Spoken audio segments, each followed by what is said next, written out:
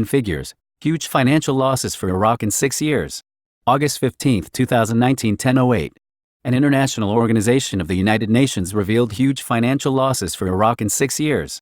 According to a report issued by the United Nations Development Organization, UNCTAD, Iraq lost about $36 billion during the period from 2013 until the end of 2018 as a result of political instability and security and the ongoing war with ISIS and other terrorist elements.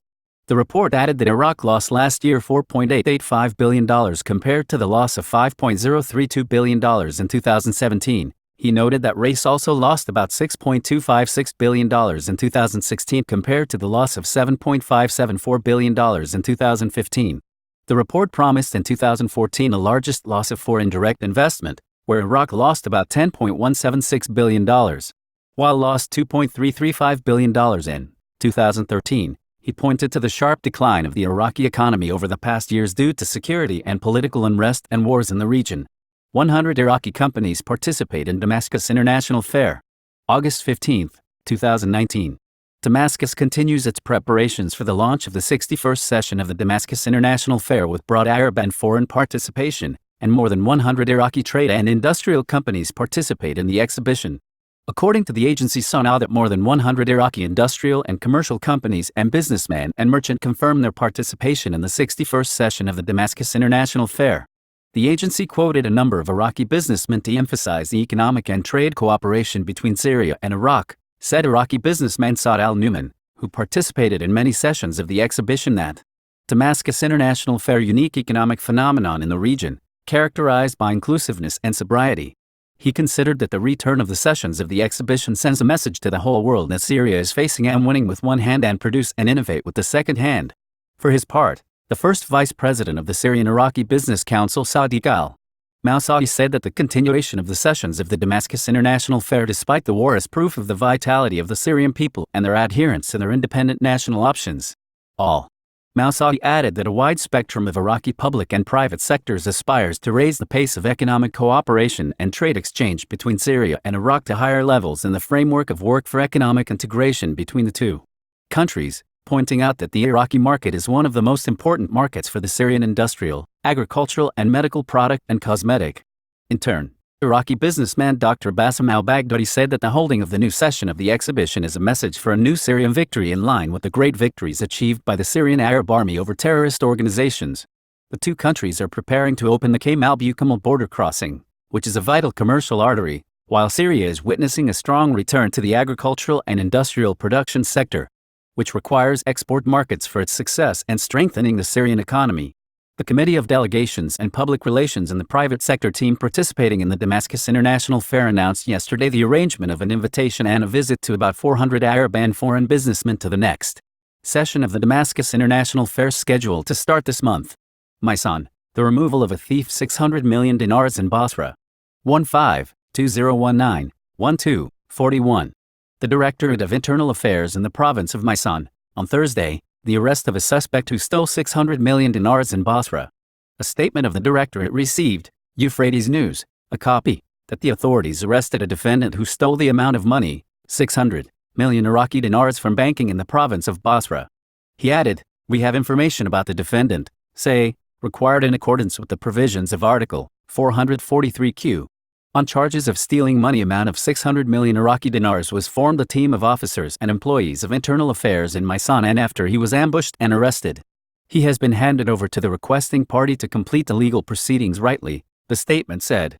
Deputy describes the steps to fight corruption as elementary. August 15, 2019. A deputy from the Movement of Wisdom, Thursday, described the steps of anti-corruption as initial steps, stressing that they do not rise to call it a step, pointing out the importance of the government focus on more important joints such as auction sale of currency instead of focusing on small particles do not offer the state anything.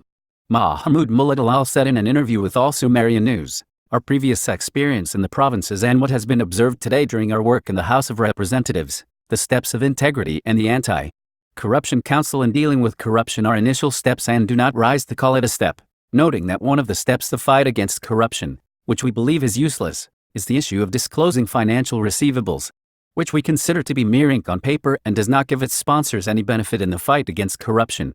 Talal added that the information that is included in the statement of accounts receivable do not know if there are steps to audit, and if there is an increase or decrease in what is being written to Andre if there are accounting procedures. Pointing out that such steps are useless, which made corrupt they continue to corrupt.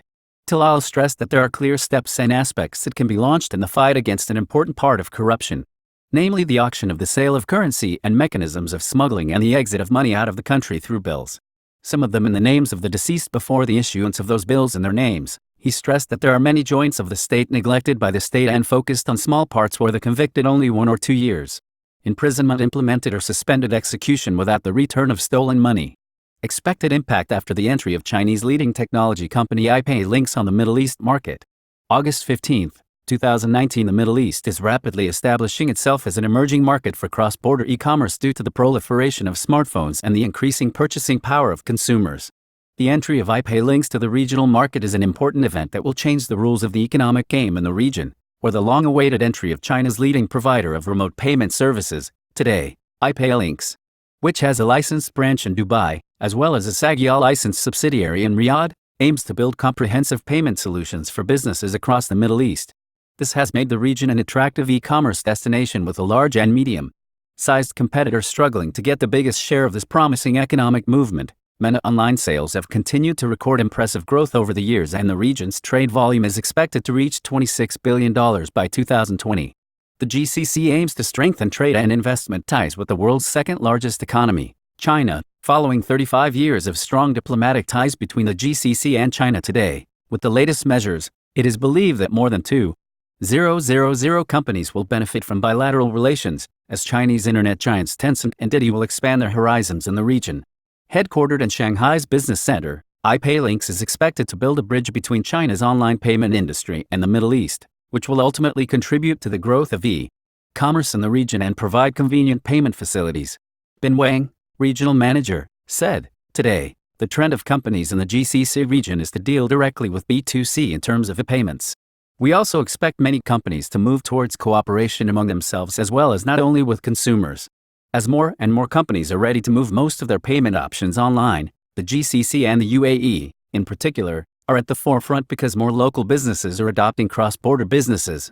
So iPay links today the strategic location to provide seamless services that enhance e-commerce across the border." He added, "Solutions and services that will be communicated will be time-sensitive and meet the regional e-commerce business requirements through cooperation with regional companies and financial institutions." Quotation mark. Following the growth and challenges of fintech startups and cross-border prosperity in the region, iPay Links also aims to create a cross-border portfolio for businesses and market traders. According to iPay Links, this will help simplify the payment process by vendors in the region, which in turn will boost revenue and avoid additional fees. With companies such as Tencent Group, Vision Capital, Legend Capital and many C funds, iPay Links has an impressive financial network in Asia, the European Union and the United States, with more than 2,000 e-commerce merchants worldwide from different sectors such as retail and Odas and virtual content. With iPay Links' comprehensive payment solution services, China, we will have to take countermeasures in response to the latest U.S. customs duties. August 15, 2019.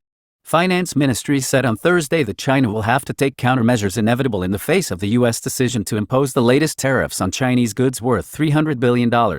The ministry also said that the U.S. customs duties violate understandings reached by the presidents of the two countries and deviate from the right path to settle disputes through negotiations. The United States said earlier this month it would impose tariffs on Chinese goods worth $300 billion from September 1, effectively covering all Chinese exports to the United States.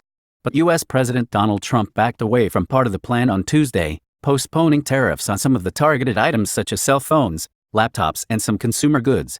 Hoping to reduce the impact of duties on sales during the U.S. holiday season, however, the duties will apply to those products from mid-December. Trump threatens to withdraw from the World Trade Organization. August 14, 2019, 9:25. U.S. President Donald Trump has threatened to withdraw his country from the World Trade Organization, which he accuses of always favoring China at the expense of the United States. "We will leave if necessary," he said amid shots of support from a crowd of workers at a factory in Pennsylvania. "We know they've been hurting us for years, and that won't happen again." This is not the first time that Trump has threatened to withdraw from this international organization. Last summer, Trump said the World Trade Organization had been dealing very badly with the United States for several years, adding that if it does not reform itself, it will be withdrawn. At the end of July, he called on the organization to prevent reforms in dealing with developing countries. The Trump administration has been on the World Trade Organization for many years to allow China to be classified as a developing country, relieving it of some duties. Source: the Kurdish delegation's visit to Baghdad will discuss the return of the region's share of the budget to 17%. Politics, August 14, 2019, 12:48 Baghdad Today. Baghdad. A source familiar with the Kurdistan region revealed on Wednesday, August 14, 2019, the files to be discussed by the High Kurdish delegation, which plans to visit Baghdad next week. The source, who declined to be named, said in an interview to Baghdad Today that the delegation intends to put the budget file 2020 within the terms of the final delivery of oil and agree on a final formula, ending this file, which opens controversy on it annually.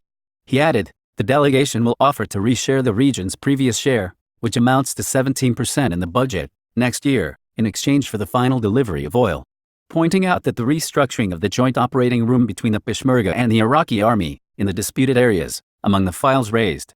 Quotation mark. He pointed out that the delegation will be at a high level, representing multiple ministries in the government of Kurdistan.